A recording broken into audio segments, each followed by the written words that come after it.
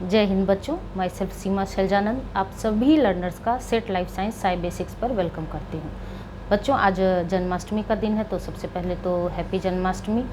ढेर सारी शुभकामनाएं आप सभी बच्चों को। ठाकुर जी आप सब बच्चों के लिए अच्छा करें। आप सब अपने लाइफ में अपने माता पिता की सेवा करें, अपने समाज के बारे में सोचें, अपने छोटे भाई बहन के बारे में सोचें और लाइफ में कोई भी एक काम ऐसा करें जिससे पूरा समाज लाभान्वित हो सके। ठीक है, तो आइए स्टार्ट करते हैं। हमारा सेट लाइफ साइंस का ये सेकंड टॉपिक है क्या, लिपिड बाइलेयर। इससे पहले मैं आपको बताती हूँ बच्चों कि स्ट्रक्चर ऑफ मॉडल मेम्ब्रेन हमने इससे पहले वाले वीडियो में बहुत अच्छे से डिटेल में देखा था। वहीं पर हमने फ्लूइड मोज़ेक मॉडल को भी अच्छे से एक्सप्लेन कर दिया था डिटेल में, और एक जो शॉर्ट्स के फॉर्म में मैंने ट्रिक भी आपको रिवाइज़ करवा दिया था। तो आप शॉर्ट्स भी देखिए, लॉन्ग वीडियोस भी देखिए, बट कॉन्सेप्ट हमेशा लॉन्ग वीडियोस से ही गेन होते हैं। आज का हमारा टॉपिक है लिपिड बाइलेयर। तो लिपिड बाइलेयर में आज मैं इस वीडियो में आपको बताऊंगी कि लिपिड बाइलेयर में according to examination point of view, अगर मैं सिर्फ सेट लाइफ साइंस की बात करें, बट ऐसा नहीं है कि लिपिड बाइलेयर केवल सेट लाइफ साइंस में ही पढ़ना होता है। जिस भी एग्ज़ाम में अगर लिपिड बाइलेयर आपको प्लाज्मा मेम्ब्रेन के बारे में पढ़ना है तो उन सारे एग्जामिनेशन के लिए ये टॉपिक आपको आज का कॉन्सेप्ट अच्छे से समझ में आने वाला है। तो लिपिड बाइलेयर में आज इस वीडियो में मैं थोड़ा सा आपको बेसिक ओवरव्यू बताऊंगी कि लिपिड बाइलेयर में हमें क्या क्या पढ़ना है according to previous 12 to 13 years papers. Means 2011-12 से लेके अभी तक के जो पेपर आए हैं, जितने भी स्टेट में आए हैं, तो उन सब क्वेश्चंस का जब मैं प्रीवियस ईयर क्वेश्चन एनालिसिस करती हूँ, उसके बाद मैं टॉपिक का डेप्थ देखती हूँ कि किस टॉपिक को कितने डेप्थ तक मुझे पढ़ाना चाहिए। तो आज का जो ये वीडियो है वो फॉस्फोलिपिड के बारे में मैं बेसिक स्ट्रक्चर बताऊंगी, और प्लस लिपिड बाइलेयर में हमें किस किस टॉपिक के थ्रू आगे बढ़ना है वो भी बताऊंगी। तो आइए स्टार्ट करते हैं। सबसे पहले तो फॉस्फोलिपिड बाइलेयर का तो नाम आपने सुना ही होगा। लिपिड बाइलेयर, लिपिड जो है प्लाज्मा मेम्ब्रेन का एक बहुत ही इम्पोर्टेंट कंपोनेंट माना जाता है। तो फंडामेंटल स्ट्रक्चरल कंपोनेंट जो है वो आपका क्या होता है, लिपिड होता है। ठीक है, और हाँ बच्चों, आप कंटिन्यूएशन में अगर वीडियोस देखिएगा तो आपके लिए बहुत बेनिफिशियल होगा, क्योंकि बहुत सारा ऐसा कॉन्सेप्ट है जो मैंने लास्ट वीडियोस में एक्सप्लेन कर दिया है। तो कॉन्सेप्ट कनेक्टेड होते हैं, तो अच्छा होगा कि आप कंटिन्यूएशन में वीडियोस देखिए। तो सबसे first point, fundamental structural component होता है lipid molecule. This bilayer composed of 2 leaflets. ये जो बाइलेयर का होता है वो 2 लीफलेट्स का होता है। पिछली बार फ्लूइड मोज़ेक मॉडल में जो मैंने डायग्राम बताया था उसमें भी बताया था, और यहाँ भी आप देख रहे हैं। यहाँ अभी आप इतना समझिए, ये एक लीफलेट है, ये दूसरा लीफलेट है, आउटर लीफलेट, इनर लीफलेट। अभी मैं इस डायग्राम का एक्सप्लेनेशन आपको समझा रही हूँ। तो this bilayer composed of 2 leaflets made up of amphipathic molecules. ये जो बाइलेयर होते हैं ये बने होते हैं क्या चीज़ के, तो amphipathic molecule.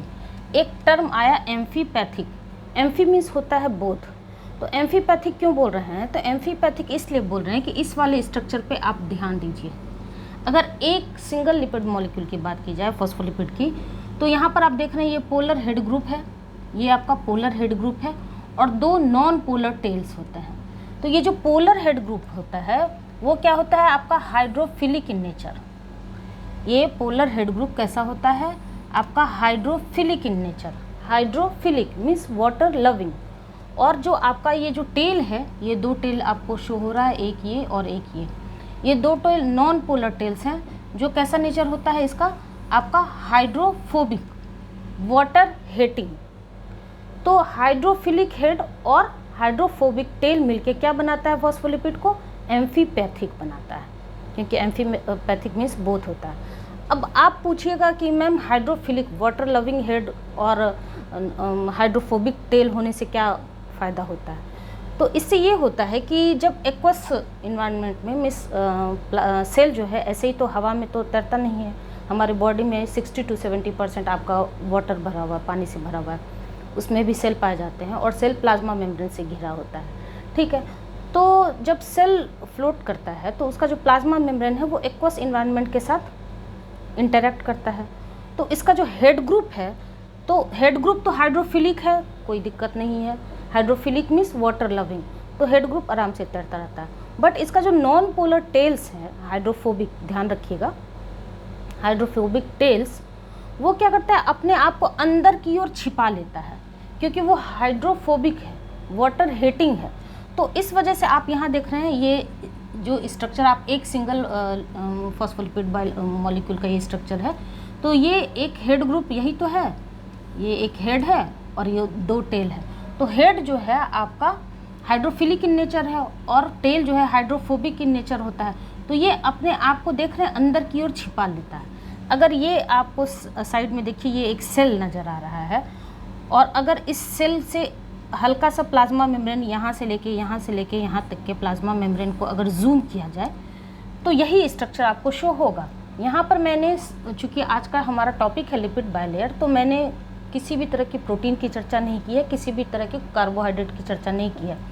But fluid mosaic model में मैंने आपको integral protein, peripheral protein, glycoprotein, glycolipids और कोलेस्ट्रॉल, ये सब कुछ फ्लूइड मोज़ेक मॉडल में बहुत अच्छे से स्ट्रक्चर में मैंने आपको समझाया था। बट यहाँ पर आज के टॉपिक में हमारा है लिपिड बायलेयर, तो यहाँ पर अभी जो प्लाज्मा मेम्ब्रेन का स्ट्रक्चर मैं शो कर रही हूँ उसमें सिर्फ लिपिड मॉलिक्यूल को मैंने शो किया है, ताकि आप कंफ्यूज मत करिए, क्योंकि हमारे चैनल का नाम ही है साई बेसिक्स, तो मैं बिल्कुल बेसिक से आपको समझाना चाहती हूँ। बहुत बच्चे ऐसे होंगे जो बिल्कुल उनका बेसिक हिला रहता है, तो बिल्कुल बेसिक से समझने के लिए क्या आपको याद रखना है कि हाइड्रोफिलिक हेड ग्रुप होता है और हाइड्रोफोबिक टेल होता है।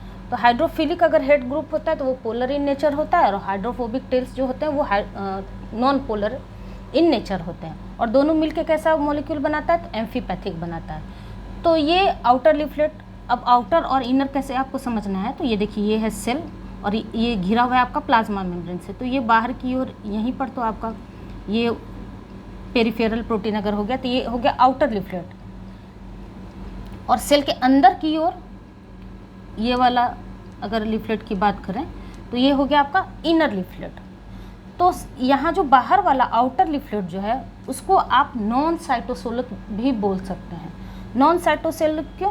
क्योंकि ये साइटोसोल से बाहर का पोर्शन है, तो ये वाला पोर्शन आपका नॉन साइटोसोलिक टर्म भी कहीं आप सुनिएगा, और ये वाला सेल के अंदर की ओर है तो इसको साइटोसोलिक बोला जाता है। ठीक है, तो अब ये हेड ग्रुप है और ये इनर लीफलेट का हेड ग्रुप है, तो दोनों का टेल आप देख रहे हैं, तो ये किसी न किसी बॉन्ड से तो बंधा होगा ना आपस में, तभी तो वो एक दूसरे से अटैच्ड है। तो यहाँ पर कौन सा बॉन्ड काम करता है, आप याद रखिएगा, बहुत इंपॉर्टेंट लाइन है, यहाँ पर हाइड्रोफोबिक फोर्सेस काम करते हैं प्राइमरी बेसिस पे, बट वेंडरवाल फोर्सेस भी होते हैं। ठीक है, और ये जो हेड ग्रुप अटैच्ड है एक दूसरे से इस तरह से, तो यहाँ पर हाइड्रोजन बॉन्ड्स काम करते हैं। यहाँ पर कौन काम करता है, हाइड्रोजन बॉन्डिंग। तो the primary physical forces for organizing lipid bilayer are hydrophobic force of interaction. जो प्राइमरी फिजिकल फोर्सेस हैं वो जो इस लिपिड बायलेयर को ऑर्गेनाइज करके रखा है, लिपिड को बायलेयर बना के रखा है, वो कौन है, हाइड्रोफोबिक फोर्स ऑफ इंटरेक्शन होता है। But apart from hydrophobic forces, van der Waals forces also favours close packaging of hydrocarbon tails. Hydrophobic forces तो होती ही हैं, वेन डर वाल फोर्सेज भी क्लोज पैकेजिंग में हेल्प करते हैं, क्योंकि अगर क्लोज पैकेजिंग नहीं होगा तो वो अच्छे से अपने स्ट्रक्चर को मेंटेन नहीं कर पाएगा, तो इस वजह से वहाँ पर वेन डर वाल फोर्सेज भी काम करते हैं। तो ये 2 पॉइंट हो गए। थर्ड पॉइंट क्या है कि electrostatic interaction and hydrogen bounding between polar head groups and water molecules. तो यहाँ पर आपको हाइड्रोजन बॉन्डिंग भी काम कर रहा है बाहर की ओर हेड के साइड में, और इलेक्ट्रोस्टैटिक इंटरेक्शन भी, क्योंकि इसको वाटर मॉलिक्यूल के साथ इंटरेक्ट करके रहना है। तो इसी वजह से हाइड्रोफिलिक हेड होगा, वाटर लविंग होगा, तभी तो वो वाटर के साथ अपना कंपैटिबिलिटी शो कर पाएगा, अपने आप को एडजस्ट कर पाएगा। तो electrostatic interaction and hydrogen bonding between polar head groups and water molecules.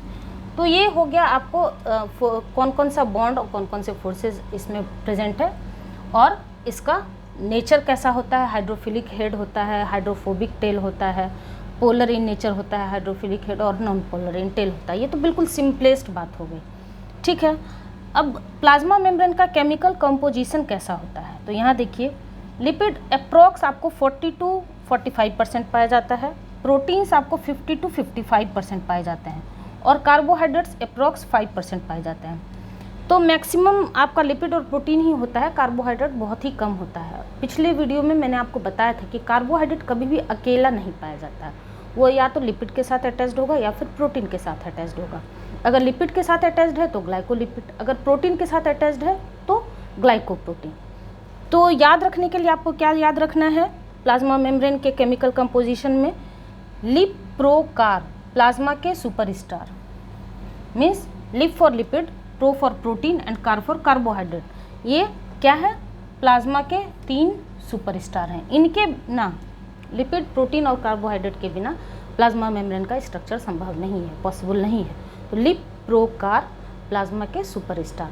तो जब भी आप बच्चों मेरा वीडियो देखिए तो एक पेन और पेपर साथ में लेके बैठिए, तो जो भी ट्रिक या कोड मैं कुछ भी बताती हूँ तो आप तुरंत नोट डाउन कर लीजिए, ठीक है। ये सिंपल, ये वाला स्ट्रक्चर प्लाज्मा मेम्ब्रेन का जो मैंने शो किया है, ये सिर्फ और सिर्फ लिपिड बाइलेयर मैंने शो किया है। यहाँ पर मैंने किसी भी तरह की प्रोटीन की चर्चा नहीं की है, ना ही कार्बोहाइड्रेट की, क्योंकि कॉन्सेप्ट को मिक्सअप खिचड़ी बना के पढ़ने से मज़ा नहीं आता है। कॉन्सेप्ट को पिज़्ज़ा की तरह पढ़िए, सेपरेट करके, तब अच्छे से कॉन्सेप्ट भी क्लियर रहेगा और ज़्यादा टाइम तक याद भी रहेगा। तो मैंने आपको बताया कि लिपिड जो है वो फंडामेंटल स्ट्रक्चरल कंपोनेंट होता है। ये जो बाइलेयर होता है ये कंपोज्ड होता है 2 लिफलेट का बना होता है। एक आउटर लिफलेट होता है, इनर लिफलेट होता है। आउटर लिफलेट नॉन साइटोसोलिक के नाम से भी जानते हैं, और इनर जो है वो साइटोसोलिक होता है। और इसका जो पोलर हेड ग्रुप है फॉस्फोलिपिड का, वो हाइड्रोफिलिक इन नेचर होता है, और नॉन पोलर टेल्स जो होते हैं वो हाइड्रोफोबिक इन नेचर होते हैं। दोनों मिलके क्या बनाते हैं, एम्फीपैथिक मॉलिक्यूल बनाते हैं। बॉन्ड कौन कौन सा काम कर रहा है, तो हाइड्रोफोबिक फोर्सेस और वैन डर वाल फोर्सेस आपको टेल के साइड में काम कर रहा है। प्राइमरी बेसिस पे अगर बात की जाए तो हाइड्रोफोबिक फोर्सेस हैं, और आउटसाइड जो है वो हेड ग्रुप के पास आपका हाइड्रोजन बॉन्डिंग भी काम कर रहा है और इलेक्ट्रोस्टैटिक इंटरेक्शन भी काम करता है, ठीक है। तो ये आपको एक बेसिक ओवरव्यू मैंने आपको दिया।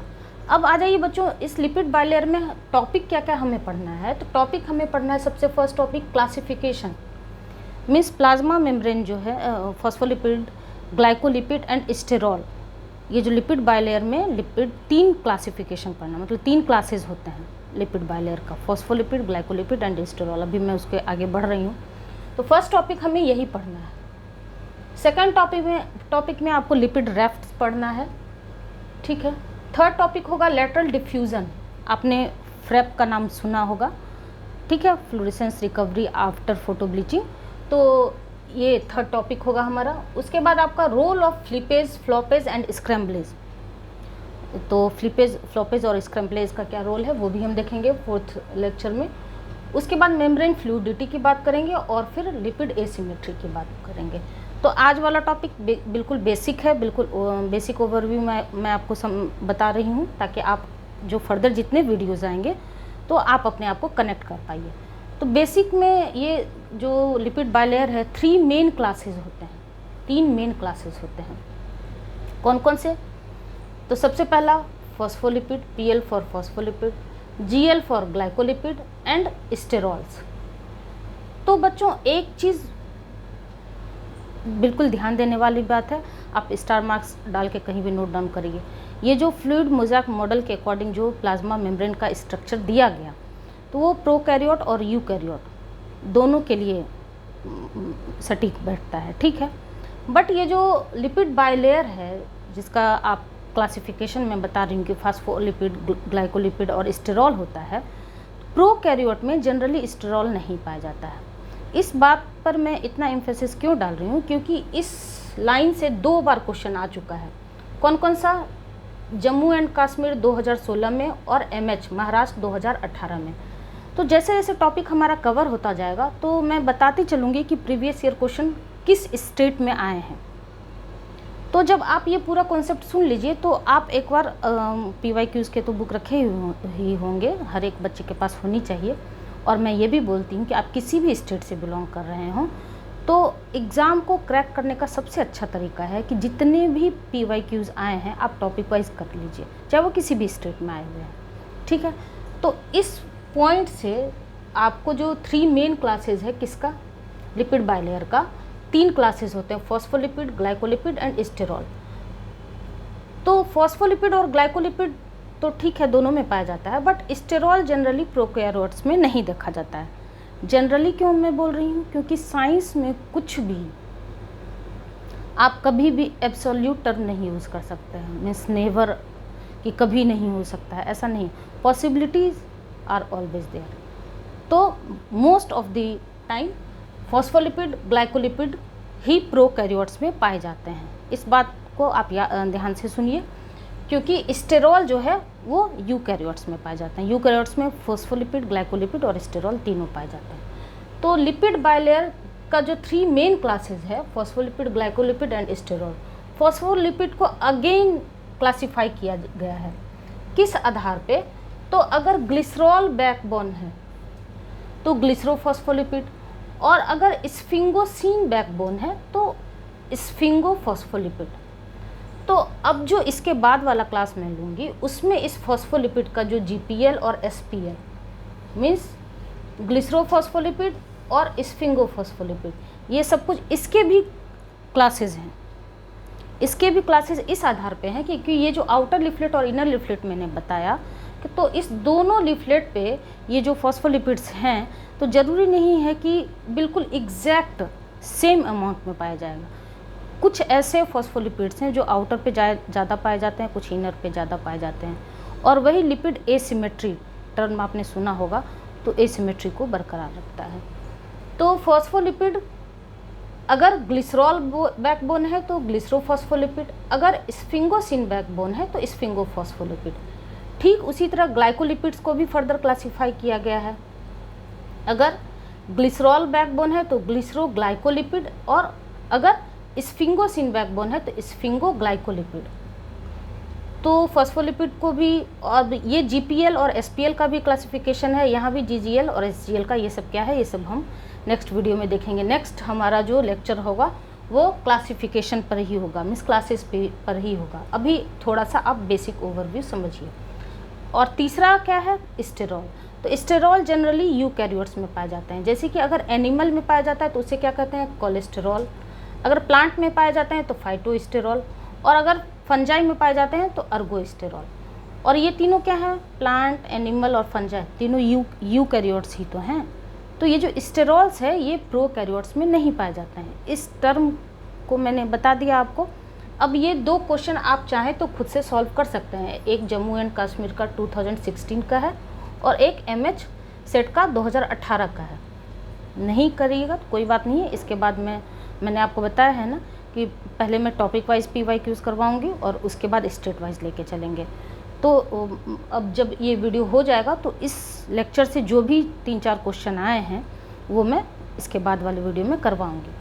तो आप बिल्कुल ध्यान से याद रखिएगा कि प्रोकैरियोट्स में जनरली फॉस्फोलिपिड और ग्लाइकोलिपिड तो देखे जाते हैं बट स्टेरॉल्स नहीं देखे जाते हैं। ठीक है, अब देखिए यहाँ पर मैंने क्या किया है कि फॉस्फोलिपिड के स्ट्रक्चर को थोड़ा सा और डिटेल बताया है।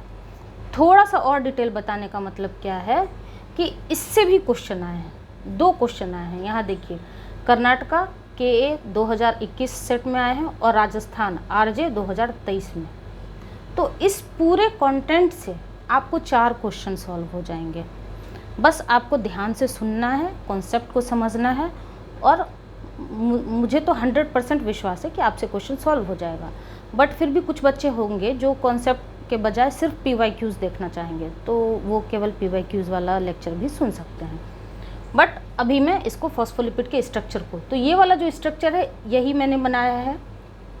तो एक्चुअली में अगर इसको थोड़ा और इलेबोरेट किया जाए तो ये जो हेड ग्रुप है, इस हेड में आपको क्या क्या पाया जा रहा है? Colin and phosphate. और ये बिल्कुल टाई जैसा जो मैंने बताया है वो बैकबोन है। तो अगर ग्लिसरॉल, जैसे कि आपने इसमें देखा फॉस्फोलिपिड के क्लासिफिकेशन में कि ये जो बैकबोन है ये या तो ग्लिसरॉल भी हो सकता है या फिर स्फिंगोसिन भी हो सकता है। अगर ग्लिसरॉल बैकबोन है तो ग्लिसरोफॉस्फोलिपिड हो जाएगा, और अगर स्फिंगोसिन बैकबोन है तो स्फिंगोफॉस्फोलिपिड हो जाएगा। ठीक है, तो ये कॉलिन, फॉस्फेट और ग्लिसरॉल ये तीनों क्या है? हेड ग्रुप के कंपोनेंट हैं। और यहाँ पर आप 2 टेल देख रहे हैं। तो बच्चों एक चीज़ आप देख रहे हैं कि ये तो बिल्कुल स्ट्रेट है टेल, और इसमें थोड़ा सा ये टेढ़ा है। क्यों टेढ़ा है? क्योंकि ये फैटी एसिड का बना होता है, हाइड्रोकार्बन टेल्स हैं। Hydrocarbons means carbon and hydrogen का बना होता है। तो जो कार्बन और हाइड्रोजन के बीच में अगर सिंगल बॉन्ड पाया जा रहा है तो वो बिल्कुल स्ट्रेट होगा, और जहाँ पर भी कार्बन और हाइड्रोजन के बीच में डबल बॉन्ड पाया जाएगा तो वहाँ पर हल्का सा किंक क्रिएट हो जाएगा। तो आप देख रहे हैं इसको जब इलेबोरेट करके यहाँ कार्बन और हाइड्रोजन के बीच में आपको single bond single bond single bond नज़र आ रहा है, बट यहाँ पर आप क्या देख रहे हैं, ये कार्बन और हाइड्रोजन के बीच में डबल बॉन्ड हो रहा है। इस वजह से क्या है, किंक मीन्स एक पैर जैसे टेढ़ा होता है ना, तो यहाँ पर पैर एग्जैक्ट ह्यूमन से तो आप नहीं कंपेयर कर सकते हैं, बट एनालॉजी के लिए आप याद रख सकते हैं कि एक पैर सीधा है और एक पैर टेढ़ा है। एक्चुअली में ये तो टेल है, पूंछ है। तो अब आपको समझ में आया। तो ये जो कॉलिन, फॉस्फेट और ग्लिसरॉल है, तो ये हाइड्रोफिलिक पोलर हेड ग्रुप बनाते हैं, ठीक है। और ये जो फैटी एसिड्स हैं वो हाइड्रोफोबिक नॉन पोलर टेल्स बनाते हैं। और ये फैटी एसिड्स क्या चीज़ का बना होता है, हाइड्रोकार्बन टेल्स होते हैं, मीन्स कार्बन और हाइड्रोजन के बीच का बना होता है। अब मैं इतना एम्फेसिस इस बात पे क्यों डाल रही हूँ, क्योंकि यहाँ से 2 क्वेश्चन आ चुके हैं। आपसे कंपोनेंट के बारे में भी पूछा गया है क्वेश्चन कि हेड ग्रुप में क्या क्या पाया जाता है, मतलब हेड ग्रुप कैसा है, हाइड्रोफिलिक है या हाइड्रोफोबिक है, और टेल कैसा है, हाइड्रोफिलिक या हाइड्रोफोबिक है। और प्लस कॉलिन, फॉस्फेट ऑप्शन में आपको ग्लिसरॉल ये सब फैटी एसिड ये सब दिया होगा, उसमें कोई भी एक ऑप्शन ऐसा होगा जो कि फॉस्फोलिपिड के स्ट्रक्चर में नहीं पाया जाएगा। तो अगर इस स्ट्रक्चर को मैं इतना एलिबोरेट करके आपको नहीं समझाऊंगी तो आप उस क्वेश्चन को सॉल्व नहीं कर पाएंगे। कहने के लिए बहुत बेसिक क्वेश्चन होता है, बट उस बेसिक पर भी थोड़ा सा अपनी पकड़ बनानी ज़रूरी है, ठीक है बच्चों। तो कॉलिन, फॉस्फेट, ग्लिसरॉल का बैकबोन होता है, और ग्लिसरॉल का भी बैकबोन हो सकता है, और स्फिंगोसिन का भी बैकबोन हो सकता है। अगर ग्लिसरॉल बैकबोन है तो ग्लिसरोफॉस्फोलिपिड, और अगर स्फिंगोसिन बैकबोन है तो स्फिंगोफॉस्फोलिपिड। वहीं पर अगर ग्लाइकोलिपिड का क्लासिफिकेशन किया जाए तो अगर ग्लिसरॉल बैकबोन होता है तो ग्लिसरोग्लाइकोलिपिड, और अगर स्फिंगोसिन बैकबोन है तो स्फिंगोग्लाइकोलिपिड्स। तो ये एक बेसिक ओवरव्यू मैंने आपको फॉस्फोलिपिड के बारे में अच्छे से समझा दिया। लिपिड बायलेयर में क्या क्या टॉपिक हमें कवर करना है वो भी मैंने आपको बताया। इसके बाद अब आप चाहें तो ये चारों स्टेट में जो जो क्वेश्चन आए हैं वो खुद से भी सॉल्व कर सकते हैं, नहीं तो मैं आपको सॉल्व करवाऊंगी। अब बिल्कुल स्मूथ वे में मैं लेके चलूँगी, ज़्यादा कॉम्प्लेक्सिटी नहीं, कोई भी कॉम्प्लेक्स लैंग्वेज मैं नहीं यूज़ कर रही हूँ, बिल्कुल सिंपल वे में जो हिंदी मीडियम के स्टूडेंट है वो भी आसानी से कर सकते हैं। एक चीज़ बच्चों ध्यान रखिएगा, भले ही ये मैं टॉपिक सेट लाइफ साइंस में कवर कर रही हूँ, बट किसी भी लाइफ साइंस से रिलेटेड या फिर बॉटनी, जूलॉजी, किसी भी सब्जेक्ट से किसी भी एग्ज़ाम का प्रिपरेशन आप कर रहे हैं और लिपिड बायलेयर अगर पढ़ना है तो कॉन्सेप्ट कभी भी चेंज नहीं होता है, कॉन्सेप्ट वही होता है। तो आपको नॉलेज जहाँ से भी मिले वहाँ से आप गेन कर सकते हैं। तो मैं अब 2 मिनट के लिए साइड हो रही हूँ, आप चाहे तो स्क्रीनशॉट ले लीजिएगा। और मैं बता रही हूँ कि बच्चों जो बच्चे एमएससी में हैं, मास्टर्स कर रहे हैं, या फिर आपके अगर कोई भाई बंधु बीएससी और एमएससी जूलॉजी सब्जेक्ट से करना चाहते हैं तो मेरा एक और चैनल है साई बेसिक्स जूलॉजी, मेरा वो पुराना चैनल, वहाँ मैं complete zoology theory and practical दोनों पढ़ाती हूँ। ऑल्दो मैंने सेट लाइफ साइंस के भी कुछ वीडियोज़ वहाँ अपलोड किए हैं, अगर आपको और भी कॉन्सेप्ट जल्दी में गेन करना है तो वहाँ से भी कर सकते हैं। बट चूँकि जूलॉजी एक बहुत ही लार्ज डोमेन है और लाइफ साइंस अपने आप में एक लार्ज डोमेन है, तो इस वजह से मैंने चैनल ही सेपरेट कर दिया। और अगर सिविल सर्विसेज का प्रिपरेशन करना चाहते हैं तो यूपीएससी जूलॉजी साई बेसिक्स के नाम से चैनल है, वो भी मेरा ही चैनल है। तीनों चैनल मैं पैरेलल में रन कर रही हूँ, तो वो चैनल भी आप सब्सक्राइब कर सकते हैं, ठीक है। तो ये हमारा हो गया बेसिक ओवरव्यू किसके बारे में, लिपिड बायलेयर के बारे में। इस वीडियो में मैंने आपको क्या बताया, फॉस्फोलिपिड के स्ट्रक्चर के बारे में बताया। 3 मेन क्लासेस होते हैं लिपिड बायलेयर के, कौन कौन से, फॉस्फोलिपिड, ग्लाइकोलिपिड और स्टेरॉल। तो फ्लूइड मोज़ेक मॉडल के अकॉर्डिंग मोस्ट एक्सेप्टेड मॉडल माना जाता है प्रोकैरियोट और यूकैरियोट, दोनों के लिए वो कॉम्पेटिबल है। बट प्रोकैरियोट में जो है आपको स्टेरॉल नहीं पाया जाता है, इस बात को याद रखिएगा। मैं फिर से अगेन रिपीट कर रही हूँ, प्रोकैरियोट में स्टेरॉल नहीं पाया जाता है। फॉस्फोलिपिड और ग्लाइकोलिपिड तो पाया जाता है, यूकैरियोट में स्टेरॉल देखा जाता है। अगर एनिमल की बात करें तो कोलेस्टेरॉल के फॉर्म में होता है, अगर प्लांट की बात करें तो फाइटोस्टेरॉल के नाम से जानते हैं, और अगर फंजाई की बात करें तो अर्गोस्टेरॉल के नाम से जानते हैं। बाकी ये 4 PYQs भी मैं आपको बता रही हूँ कि किस स्टेट में आए हैं इस टॉपिक से। तो अभी मैं टॉपिक वाइज करवाऊँगी, जब हमारा पूरा प्लाज्मा मेम्ब्रेन कंप्लीट हो जाएगा तब मैं स्टेट वाइज भी आपको करवाऊँगी। क्यों? क्योंकि सपोज़ करिए महाराष्ट्र सेट हो गया, ठीक है, तो महाराष्ट्र सेट में ज़रूरी नहीं है कि सिर्फ प्लाज्मा मेम्ब्रेन के स्ट्रक्चर से ही क्वेश्चन आया हो, ट्रांसपोर्ट से भी आ सकता है, मेम्ब्रेन प्रोटीन से भी आ सकता है। तो जब मैं पूरा प्लाज्मा मेम्ब्रेन कवर कर दूंगी तभी तो मैं स्टेट वाइज लेके चल पाऊंगी। तो अभी टॉपिक वाइज आप सॉल्व करेंगे PYQs, उसके बाद स्टेट वाइज भी मैं करवाऊंगी, क्योंकि हो सकता है कुछ बच्चे चाहे कि नहीं हम महाराष्ट्र के हैं तो केवल महाराष्ट्र का ही PYQs करें, तो सो मच सो गुड, वो भी कर सकते हैं। बट मैं आपको रिकमेंड करूँगी कि अगर आप प्रिपरेशन कर रहे हैं सेट लाइफ साइंस का और इस एग्ज़ाम को क्रैक करना चाहते हैं, तो 2 बुक है पाथफाइंडर की बुक मैं आपको रिकमेंड कर रही हूँ। पाथफाइंडर की पार्ट 1 और पार्ट 2 बहुत ही अच्छी बुक है, बेसिक से बिल्कुल बेसिक भी समझाया गया और एडवांस लेवल भी समझाया गया है, तो वो दोनों बुक भी आप प्रेफर कर सकते हैं। और PYQs हर एक स्टेट में, जितने भी स्टेट में आए हैं वो हर सारा PYQs करिए। ठीक है बच्चों, तो आपको कैसा लगा एक फीडबैक जरूर दीजिएगा। बाकी मिलते हैं नेक्स्ट वीडियो में, और अगर पसंद आया हो तो लाइक शेयर एंड सब्सक्राइब जरूर करिएगा। ठीक है, मैं साइड हो रही हूँ, आप स्क्रीनशॉट ले लीजिए।